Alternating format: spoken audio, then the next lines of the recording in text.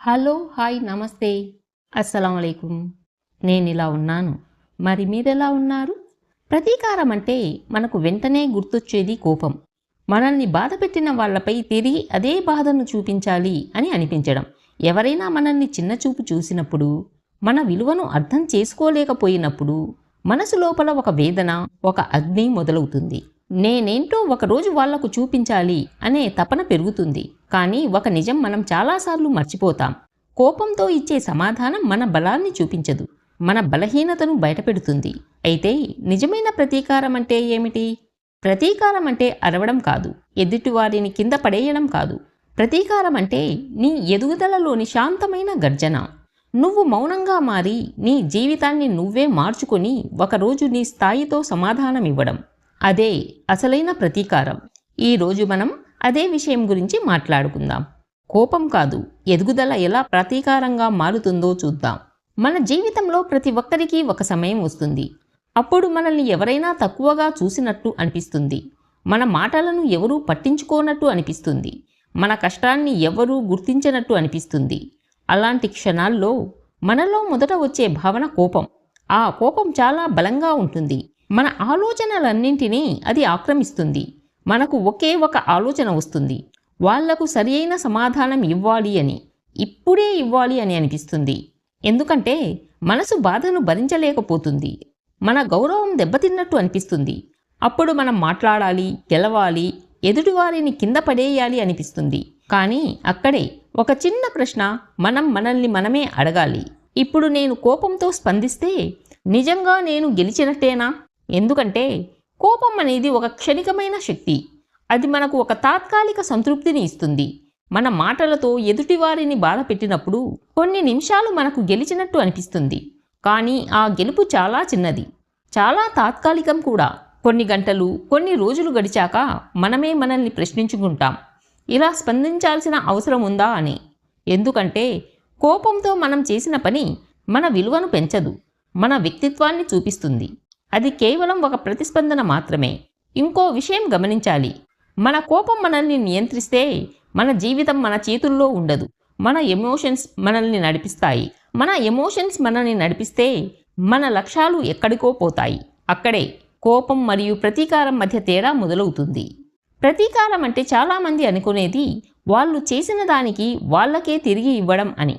కానీ నిజంగా అది ప్రతీకారం కాదు, అది కేవలం ప్రతిస్పందన మాత్రమే. అయితే నిజమైన ప్రతీకారం అంటే ఏమిటి? నిజమైన ప్రతీకారం అది మౌనంతో మొదలవుతుంది. అది వెంటనే కనిపించదు, అది గట్టిగా వినిపించదు, అది బయటకు ఎలాంటి ఆగ్రహం చూపించదు. కానీ అది లోపల ఒక నిర్ణయం తీసుకుంటుంది. ఇక నేను మాటలతో కాదు, నా జీవితంతో సమాధానం ఇస్తా అని. అక్కడి నుంచి నువ్వు మారడం మొదలవుతుంది. ఇప్పటి వరకు నువ్వు ఇతరుల గురించి ఆలోచించావు, వాళ్ళు ఏమనుకుంటారు, వాళ్ళు ఎలా చూస్తారు అని. కానీ ఆ రోజు నుంచి నీ దృష్టి మొత్తం నీ వైపే తిరుగుతుంది. నీలోని లోపాలు కనిపించడం మొదలవుతుంది. నీ బలహీనతలు అర్థమవుతాయి. నీ సామర్థ్యం ఎంత ఉందో తెలుసుకోవడం మొదలవుతుంది. ఇది ఒక గొప్ప మార్పు. ఎందుకంటే ఇతరులను మార్చడానికి ప్రయత్నించే మనిషి ఎప్పుడూ అలసిపోతాడు. కానీ తనను తాను మార్చుకునే మనిషి ఎప్పుడూ ఎదుగుతాడు. నువ్వు మౌనంగా మారినప్పుడు అది ఓటమి కాదు. చాలామంది అర్థం చేసుకోలేని ఒక విషయం ఏమిటంటే మౌనం అంటే బలహీనత కాదు, మౌనం అంటే నియంత్రణ అని. నీకు కోపం రావడం సహజం, కానీ ఆ కోపాన్ని బయటకు చూపించకపోవడం అదే నిజమైన బలం.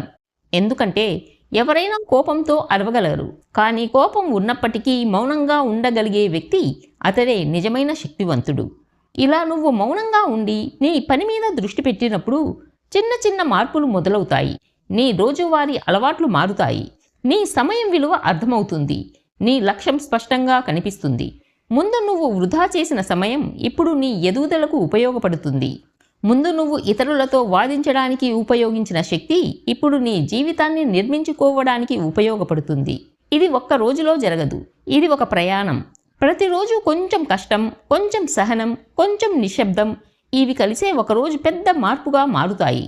మరి అప్పుడు నిన్ను చిన్నచూపు చూసిన వాళ్ళు నీ గురించి మాట్లాడడం మొదలు పెడతారు.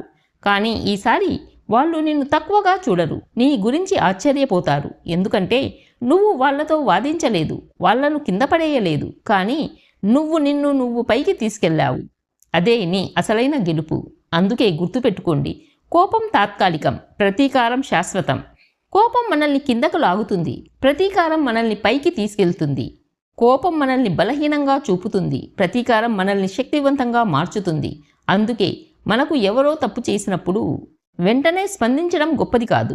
సమయం తీసుకొని మన జీవితాన్ని మార్చుకొని ఒకరోజు మన స్థాయితో సమాధానం ఇవ్వడం, అదే నిజమైన ప్రతీకారం.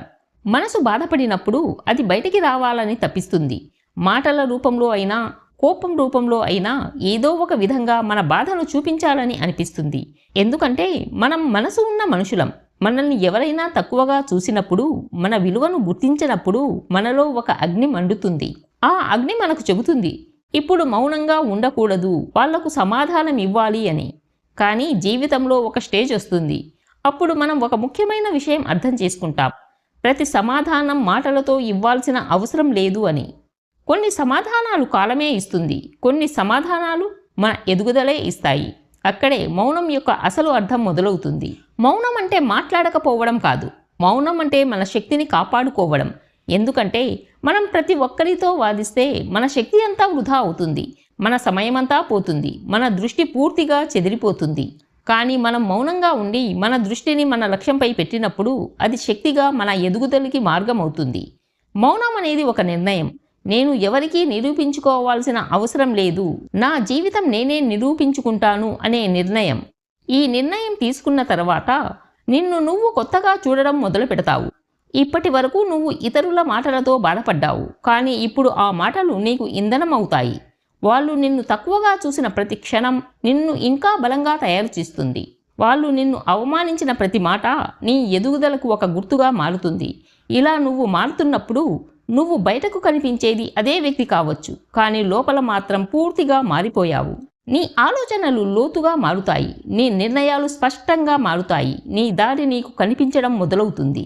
ఇక నువ్వు ఎవరి అభిప్రాయాలపై ఆధారపడవు, ఎవరి ప్రశంసల కోసం ఎదురు చూడవు, ఎవరి విమర్శలతో కుంగిపోవు. ఎందుకంటే నీకు తెలుసు, నీ గమ్యం నీ చేతుల్లోనే ఉందని. మరొక ముఖ్యమైన విషయం, మౌనం అంటే పారిపోవడం కాదు, మౌనం అంటే భయపడడం కాదు. మౌనం అంటే ఇప్పుడు నేను మాట్లాడను, సమయం వచ్చినప్పుడు నా ఫలితాలు మాట్లాడతాయి అనే నమ్మకం. ఈ నమ్మకం చాలా శక్తివంతం.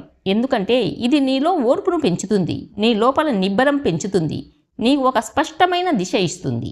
ఇలా రోజులు గడుస్తాయి, మాసాలు గడుస్తాయి, కొన్నిసార్లు సంవత్సరాలు కూడా గడుస్తాయి. అప్పుడు ఒక రోజు వస్తుంది. ఆ రోజు నువ్వు ఒక కొత్త స్థాయిలో నిలబడతావు. ఇప్పటి వరకు నిన్ను ఎవ్వరూ గుర్తించలేదు, కానీ ఇప్పుడు అందరూ నిన్ను గమనిస్తారు. ఇప్పటి వరకు నిన్ను ఎవరూ పట్టించుకోలేదు, కానీ ఇప్పుడు నీ గురించి మాట్లాడతారు. ఇప్పటి వరకు నిన్ను చిన్నచూపు చూసిన వాళ్ళు ఇప్పుడు నీ ఎదుగుదల చూసి ఆశ్చర్యపడతారు. అక్కడే మౌనం యొక్క అసలు శక్తి బయటపడుతుంది. నువ్వు ఒక్క మాట కూడా చెప్పలేదు, కానీ నీ జీవితం వాళ్ళకు గట్టిగా సమాధానం ఇచ్చింది. అది అరుపు కాదు, అది గొడవ కూడా కాదు, అది ఒక శాంతమైన గర్జన. అందుకే ప్రతీకారం అంటే వెంటనే ఇచ్చే సమాధానం కాదు, సమయం తీసుకొని ఇచ్చే ఫలితం. మాటలతో కాదు, మార్పుతో ఇచ్చే సమాధానం. ఇది మౌనంలో దాగి ఉన్న శక్తి. జీవితంలో ఒక రోజు వస్తుంది. ఆ రోజు నువ్వు వెనక్కి తిరిగి చూసుకుంటావు. ఒకప్పుడు నిన్ను బాధపెట్టిన క్షణాలు, నిన్ను చిన్న చూపు చూసిన వాళ్ళు, నిన్ను చూసి నవ్విన వాళ్ళు అన్నీ నీకు గుర్తొస్తాయి. కానీ ఈసారి నీ కళ్ళలో బాధ ఉండదు, నీ మనసులో కోపం ఉండదు. ఎందుకంటే నువ్వు అప్పటికే చాలా దూరం వచ్చేశావు. ఒకప్పుడు నువ్వు ఆలోచించిన ప్రతీకారం ఇప్పుడు నీ జీవితంలో నిజంగా కనిపిస్తుంది. కానీ అది కోపంగా కాదు, అది గెలుపుగా కనిపిస్తుంది. నువ్వు గమనిస్తావు, నువ్వు ఎవరితోనూ వాదించలేదు, ఎవరినీ కింద పడేయలేదు, కానీ నిన్ను నువ్వే పైకి తీసుకెళ్లావు. అదే అసలైన విజయం. ఎందుకంటే ప్రతీకారం అంటే ఎవరో ఓడిపోవడం కాదు, ప్రతీకారం అంటే నువ్వు గెలవడం. నువ్వు ఎదిగినప్పుడు వాళ్ళు ఓడిపోవాల్సిన అవసరం లేదు, వాళ్ళు నిశ్శబ్దంగా మారిపోతారు. ఆ నిశ్శబ్దం నీ విజయానికి వచ్చిన గౌరవం. ఒకప్పుడు నిన్ను తక్కువగా చూసిన వాళ్ళు ఇప్పుడు నీ ఎదుగుదల చూసి ఆశ్చర్యపడతారు. కొంతమంది నీతో మాట్లాడడానికి ప్రయత్నిస్తారు, మరికొంతమంది నిన్ను అభినందిస్తారు, ఇంకొంతమంది నిశ్శబ్దంగా దూరం జరుగుతారు. కానీ ఇవి ఏవీ నీకు ముఖ్యం కావు. ఎందుకంటే నీ ప్రయాణం వాళ్ళ కోసం కాదు, నీ కోసం మాత్రమే నీ ప్రయాణం. ఇక్కడే ఒక గొప్ప నిజం దాగింది. మన జీవితంలో మనం ఎవరికి నిరూపించుకోవాలని అనుకుంటామో అక్కడే మనం తప్పు చేస్తాం. ఎందుకంటే ఇతరులకు నిరూపించడానికి ప్రయత్నిస్తే మన దారి తప్పిపోతుంది. కానీ మనకు మనమే నిరూపించుకోవాలి అని నిర్ణయించుకున్నప్పుడు మన దారి స్పష్టంగా కనిపిస్తుంది. అదే నిజమైన మార్పు. నువ్వు ఇప్పుడు అర్థం చేసుకుంటావు, ఎవరైనా నిన్ను బాధ పెట్టినప్పుడు అది నీ జీవితానికి అడ్డంకి కాదు, అది ఒక అవకాశం. నీ బలాన్ని చూపించే అవకాశం, నీ విలువను నిరూపించే అవకాశం, నీ గమ్యాన్ని చేరుకునే అవకాశం. అందుకే నువ్వు ఇప్పుడు ఎవరి మీద కోపంగా ఉండవు, ఎందుకంటే వాళ్ళు నీ జీవితంలో ఒక పాత్ర మాత్రమే. నీ కథలో హీరోవి నువ్వే. నీ ఎదుగుదల, నీ కష్టం, నీ మార్పు, ఇవే నీ కథను గొప్పగా మారుస్తాయి. మరొక విషయం గుర్తుంచుకోండి, జీవితంలో నిజమైన ప్రతీకారం అంటే మనల్ని బాధ పెట్టిన వాళ్లను బాధ పెట్టడం కాదు, వాళ్లను మించిపోవడం కూడా కాదు, నిన్ను నువ్వు మించిపోవడం, నిన్ను నువ్వు నిన్నటి కంటే ఈరోజు మెరుగ్గా మార్చుకోవడం. అదే అసలు గెలుపు, అదే నిజమైన ప్రతీకారం. అందుకే ప్రతీకారం అంటే కోపం కాదు, అది నీ ఎదుగుదలలోని శాంతమైన గర్జన. నేనిలా నన్ను తక్కువగా చూసిన వాళ్ళకి నేను సమాధానం ఇవ్వలేదు, నన్ను అర్థం చేసుకోని వాళ్లతో నేను వాదించలేదు. నన్ను నేను మార్చుకున్నాను, నా జీవితాన్ని ముందుకు తీసుకెళ్లాను. ఈరోజు నా గెలుపే నా సమాధానం. నా వీడియోలు మీకు నచ్చినట్లయితే లైక్ చేయండి, షేర్ చేయండి అండ్ సబ్స్క్రైబ్ చేయడం మర్చిపోవద్దు. మరొక మంచి వీడియోతో మళ్ళీ కలుద్దాం.